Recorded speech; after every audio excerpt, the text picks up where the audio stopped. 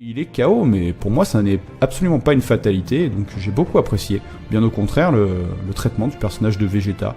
Et j'ai pas pris ça pour une humiliation, et de toute façon, j'ai hâte de voir la suite avec le personnage, parce que là, on n'est qu'au début du combat. Vegeta peut très bien revenir par la suite.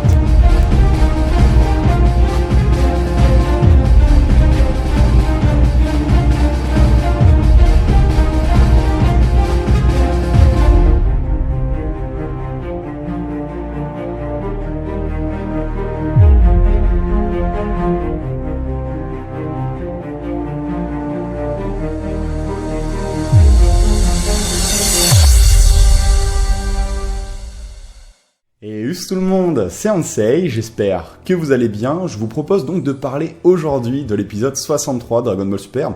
Alors en introduction, je vous propose une réaction, on va dire, semi à chaud. En fait, je viens juste de terminer de regarder la version originale sous-titrée française de l'épisode, parce que j'avais pu voir l'épisode en direct et là je viens juste de regarder donc les sous-titres.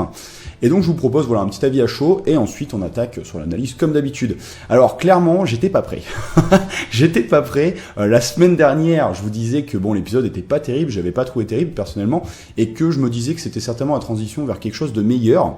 Mais en fait, je m'attendais pas à quelque chose d'aussi bon, quoi. J'en reviens pas de ce que je viens de voir, là, j'ai kiffé. Alors, vous vous doutez bien que le fanboy que je suis de Vegeta, j'ai pris mon pied over 9000, clairement. J'ai vraiment pris mon pied, c'était remise en avant du perso, limite, il éclipse le personnage principal, donc c'était vraiment grandiose. Puis c'était pas abusif, en fait, c'était vraiment bien amené, finalement. Même si on repassera le power-up des 1 an de la salle de l'esprit du temps qui casse un petit peu le mythe de la salle de l'esprit du temps, comme je vous le disais la semaine dernière, qui est un petit peu dérangeant, mais franchement je l'ai complètement oublié ce truc-là, parce que avec ce qu'ils nous ont servi, c'était génial. Et surtout pour moi, le point fort de ouf de cet épisode-là, maintenant que je viens de le voir encore, donc une deuxième fois finalement, c'est le rythme en fait. C'est le rythme, il y a vraiment un bon rythme dans cet épisode. Ça s'enchaîne bien entre les combats, les informations, des petites phases qui font rigoler. Alors elles m'ont pas toutes fait rire, mais il y en a une, je me suis tapé une de ces barres, j'ai vraiment hâte de savoir qu'est-ce qui vous a fait le plus marrer. Moi franchement, ce que j'ai kiffé, c'est la scène où il y a Zamasu qui part pour un de ses nouveaux monologues. Alors il en a fait pas mal durant la série, alors ils étaient plus ou moins intéressants, mais c'est vrai qu'il se rabâche un peu, il a tendance à se rabâcher. Et là, bim, je le vois au début, je le vois partir en train de nous raconter, les humains, machin, je me dis, oh non, putain, ça va recommencer. Et là, Vegeta et Goku qui s'en battent les steaks, ils sont en train de parler de complètement d'autres choses, et j'ai surkiffé ce plan où il dézoome comme ça la caméra et on voit Black et Zamasu de dos, et il y a Black qui dit, tu te rends compte qu'ils en ont rien à foutre là de ce que tu dis? Et Zamasu qui dit non mais c'est pas grave s'ils écoutent pas, c'est le plaisir de faire mon monologue. Ah, j'ai kiffé, rien que d'y repenser, j'ai kiffé ce truc-là. Après, il y avait le combat, le match retour Trunks, Black et Zamasu qui était pas ridicule, il était plutôt bien. Et puis l'arrivée magistrale de Vegeta, en plus des informations sur je m'attendais pas. Du coup, là, c'est vrai que je vous avoue que du coup niveau info et tout ça, je me disais il y a plus grand chose maintenant à révéler, ça risque d'être un petit peu moins profond de ce côté-là. Pas du tout, parce que putain, on nous apprend des trucs sur Whis et tout, alors qu'on savait quasiment rien depuis le début de la série, son rôle et tout. Donc ça, c'était vraiment bon.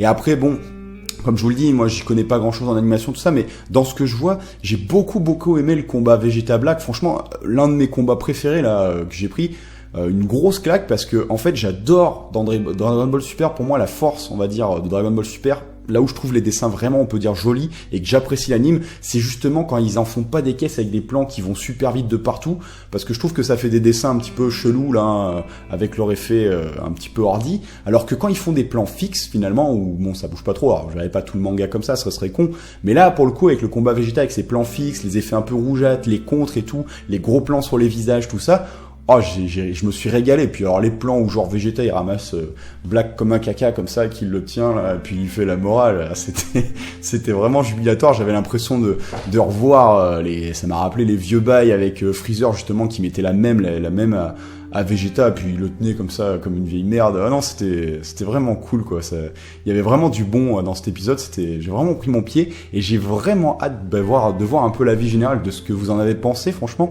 c'était une belle claque. Sinon, bon, la réaction à chaud, ça va être à peu près tout, quoi. Ce que je vous propose de parler, dans l'analyse, ce sera, principalement ce qui me vient en tête en premier, le match retour en fait entre Trunks et Black. Je pense qu'il y a des trucs intéressants à dire là-dessus. Après, j'aimerais parler justement des révélations sur Whis, puisqu'on a appris quelques trucs plutôt cool sur lui. Et puis on terminera donc pour cet épisode sur l'arrivée monumentale de Vegeta et tout ce qu'on peut dire dessus. Et après, bien sûr, je vous proposerai, pour conclure totalement l'épisode, de parler de la preview de l'épisode 64. Par contre, faites super gaffe parce que là, ça spoil à mort. Elle spoil énormément la preview, ne serait-ce que le final après le landing, vous voyez. Donc ne cliquez pas dessus si vous voulez vous préserver la surprise et tout. Si vous avez réussi à échapper aux réseaux sociaux, ne cliquez pas, voilà. Allez, moins de blabla, plus d'action, ou plus de blabla, moins d'action, comme vous voulez. C'est parti. Je vous propose donc de parler du match retour entre Mirai Trunks et Black, ainsi que donc Zamasu, même si on peut pas vraiment dire qu'il participe. Alors déjà on peut constater qu'il semble pouvoir atteindre sa forme de Super Saiyajin divin, je sais pas trop comment l'appeler en fait, donc à volonté quand il veut. Alors maintenant c'est vrai que c'est difficile de dire si cette forme elle apparaîtra dans le manga, et surtout si d'autres sangs mêlés en fait, on va les appeler comme ça, on va dire, les demi-Saiyan quoi, obtiendront cette forme équivalente, je pense notamment à Gohan, même si j'avoue que je ne crois plus trop à son retour, mais je pense aussi par exemple à un Gotenks peut-être plus tard dans l'arc prochain. Est-ce qu'on va voir d'autres personnages donc avec cette espèce de forme qui a le cul entre deux chaises finalement, entre le Super Saiyan et Super Saiyajin Blue. En tout cas, le combat entre Black et Mirai Trunks, il rend vraiment bien, je trouvais. J'ai beaucoup apprécié donc le Trunks dessiné ici. Je trouve que le dessin était pas pareil. Il était peut-être un petit peu plus costaud, un peu plus charismatique, et je l'ai trouvé donc plus proche en fait du Trunks que j'aimais vraiment beaucoup durant l'arc Cell en fait. Il est vraiment là depuis le début de l'arc. Je pense que c'est le Trunks qui m'a le plus rappelé ce Trunks qu'on a connu durant l'arc Cell. Après, c'était sympa aussi de voir le personnage se battre régulièrement du coup avec son épée. On le revoit encore sortir son épée, faire ce duel avec Black. Et du coup, c'est bien que ce soit pas seulement en fait un objet de décoration, quoi, un accessoire, comme ça a un peu été le cas avec l'arc Cyborg et Cell, où finalement il utilisait pas tant que ça son épée. Alors personnellement, j'ai adoré le combo corps à corps, suivi du petit canon gaérique des familles là, qui rappelle franchement furieusement les enchaînements de son père. Donc c'était bien pensé. Au passage, on apprend aussi durant le combat que Mirai Zamasu, il semble jubiler et prendre pas mal de plaisir en fait à se faire défoncer et à se régénérer et donc à être immortel. Donc en gros, on apprend qu'en plus d'être un gros taré, il est complètement sadique le personnage. Alors jusqu'à présent, le rôle et la position, on va dire hiérarchique dans l'univers Exact Whis, c'était vraiment quelque chose de très flou. Tantôt on apprenait que c'était le maître de Beerus, donc on pouvait penser que ça s'arrêtait là. Tantôt un petit peu son conseiller. Alors on en savait très peu finalement. Il y a une période, moi j'optais pas mal pour le rôle en gros de gardien de la galaxie quoi. Un petit peu pour empêcher Beerus de faire n'importe quoi. On avait vu la même chose un petit peu avec Vados et Champa. D'ailleurs dans le manga, pour ceux qui le lisent, on avait vu un petit passage comme ça où ils étaient en train de détruire plein de planètes en s'affrontant et les deux les arrêtaient. Donc on voyait vraiment qu'ils avaient une sorte quand même de régulation quoi, de gardiennage un petit peu, de surveillance quoi.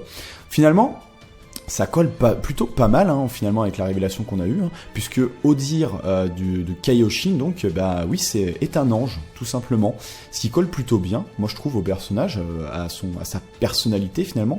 Puis je sais pas vous, mais il y a un détail, c'est assez con, mais je me suis toujours demandé en fait à quoi servent ces anneaux sur leur tenue, ces espèces d'anneaux bizarres qu'ils ont autour d'eux. C'est assez spécial comme design.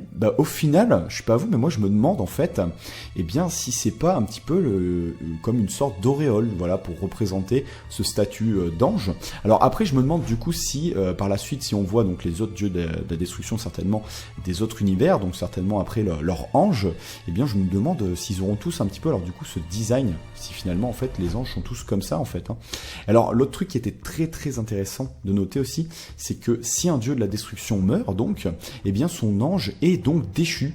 Donc ce qui signifie que finalement ils sont liés, un petit peu comme le Kaioshin et le dieu de la destruction.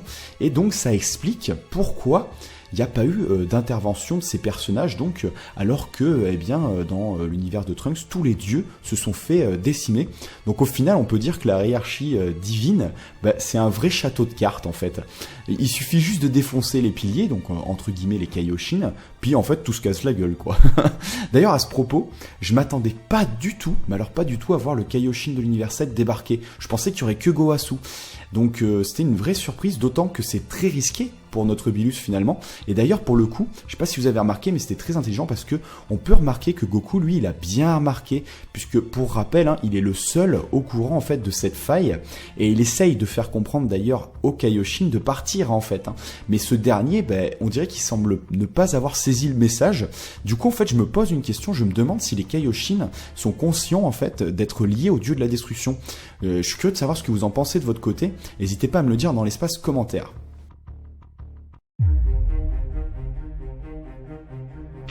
Allez, on attaque le meilleur morceau de cet épisode, c'est le retour du prince des Saiyajin.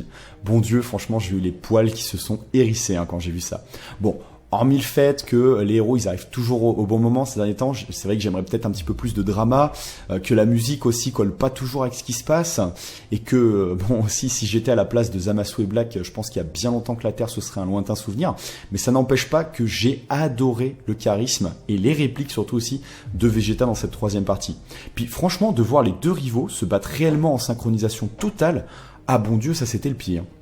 D'ailleurs, j'ai une image en tête que vraiment je surkiffe. C'est le moment en fait où Goku et Vegeta sont côte à côte en position de combat.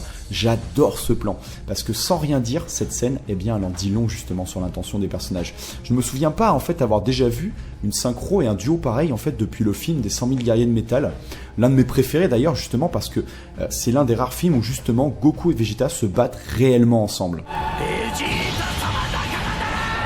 De plus, le fait que pour la première fois dans un arc Dragon Ball, on n'a pas un, mais deux ennemis, bon même s'il y a eu un moment C17 et C18, je vous l'accorde, mais ici on a vraiment deux gros ennemis, on va dire, ici ça prend tout son sens, car on voit réellement en fait la volonté de l'auteur de bien mettre en avant, non pas un, mais deux héros, enfin du moins c'est comme ça que moi je l'ai interprété. D'ailleurs le combat, il était vraiment très bon, je suis très fan, comme je vous le disais dans l'intro, des plans parfois fixes, et des contres, des petits passages où on entend les pensées des personnages, comme par exemple quand le début du combat, et on a Zamasu qui est en train de se dire ouais il a réussi à le contrer, à le repousser, ça j'aime beaucoup. Et puis souvent je trouve que c'est souvent dans les plans fixes en fait que DBS est le plus joli par rapport aux plans dynamiques où parfois ça part un peu complètement en couille.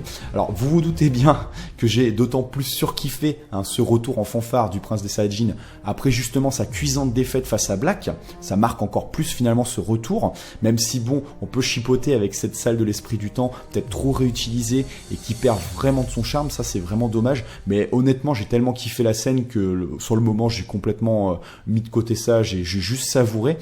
D'ailleurs, j'ai adoré quand Vegeta, justement, contre la lame de Black qui avait causé justement sa défaite, et cette leçon aussi qu'il va donner à Black sur l'utilisation du corps de Goku et pourquoi il peut pas arriver à le vaincre maintenant, c'était bien placé justement parce que c'est quelque chose en plus qu'on a souvent débattu, le fait que Zamasu doit forcément rencontrer des difficultés à maîtriser le corps de Goku, à l'image par exemple on se rappelle très bien du capitaine Ginyu, incapable d'utiliser le Kaioken ou même simplement de décupler ses forces. Alors certes Zamasu, faut pas oublier que c'est un génie du combat, mais ça ne sera jamais un vrai Saiyajin, et ça le prince en personne va venir lui rappeler, l'attrapant en fait comme un vulgaire déchet. Et là malheureusement pour nous, patatla, c'est la conclusion.